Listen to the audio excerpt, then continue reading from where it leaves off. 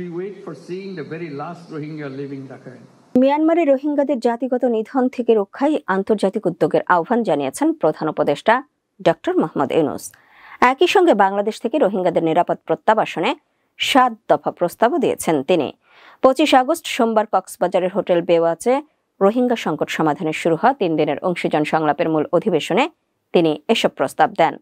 প্রধান উপদেষ্টা বলেন, 2017 সালে এবং তারও আগে থেকে সম্পদ এবং সামর্থ্যের সীমাবদ্ধতা থাকা সত্ত্বেও রোহিঙ্গাদের জীবন বাঁচাতে মানবিক কারণে বাংলাদেশ তার সীমান্ত খুলে দিয়েছিল।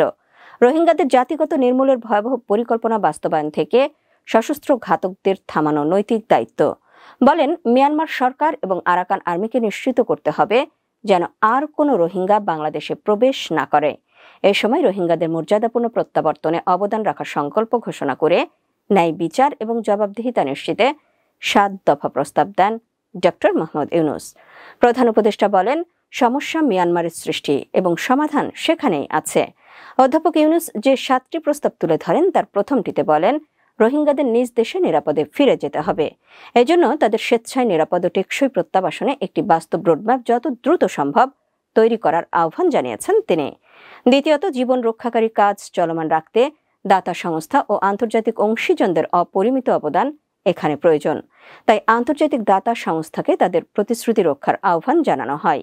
তৃতীয়ত, রোহিঙ্গাদের প্রতি সব ধরনের নিপীড়ন এই মুহূর্তে বন্ধ করতে হবে। রোহিঙ্গাদের সুরক্ষা, নিরাপত্তা ও জীবিকা নিশ্চিত করার জন্য মিয়ানমার কর্তৃপক্ষ এবং আরাকান আর্মির প্রতি আহ্বান জানিয়েছেন তিনি। আর কোনো রোহিঙ্গা যাতে বাংলাদেশে না আসে তা মিয়ানমারকে নিশ্চিত করতে হবে। একই সঙ্গে যত দ্রুত সম্ভব মিয়ানমারের অভ্যন্তরে বাস্তুচ্যুত রোহিঙ্গাদের নিজেদের বাড়িতে ফিরতে দিতে হবে। চতুর্থত, মিয়ানমারের অভ্যন্তরে সহিংসতা বন্ধে, জাতিগত নিপীড়ন রোধে পরামর্শ কিংবা সংলাপের জন্য একটি প্ল্যাটফর্ম তৈরির আহ্বান জানিয়েছেন তিনি। পঞ্চমত, আন্তর্জাতিক সম্প্রদায়ের ভূমিকা, বিশেষ করে আসিয়ানকে রাখাইনে নিরাপদ পরিবেশ তৈরিতে সহায়ক ভূমিকা পালন করতে হবে। সবার সহযোগিতায় এই সংকটের সমাপ্তি টানতে পারে। ষষ্ঠত, আঞ্চলিক ও আন্তর্জাতিক অংশীজনদের অবশ্যই জাতিগত নিধনের বিরুদ্ধে সোচ্চার হতে হবে।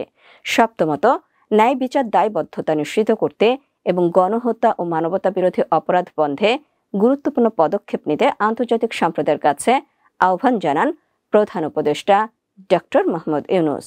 উল্লেখ্য, উখিয়ার ইনানীতে অবস্থিত হোটেল বেওয়াচে 24 আগস্ট রোববার take away to the high level conference on the Rohingya situation শীর্ষক 3 দিনের এই সম্মেলন শুরু হয়।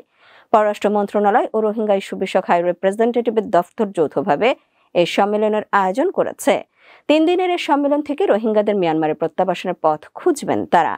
সম্মেলনের শেষ দিনে রোহিঙ্গা ক্যাম্প পরিদর্শন করবেন বিদেশি অতিথিরা। 3 দিনের সম্মেলনে রোহিঙ্গা প্রত্যাবাসন ছাড়াও আন্তর্জাতিক ফান্ড, গণহত্যার বিচার, খাদ্য সহায়তা ও রোহিঙ্গাদের মনোবল বৃদ্ধির মতো গুরুত্বপূর্ণ ইস্যুর ব্যাপারে জোর দেওয়া হবে।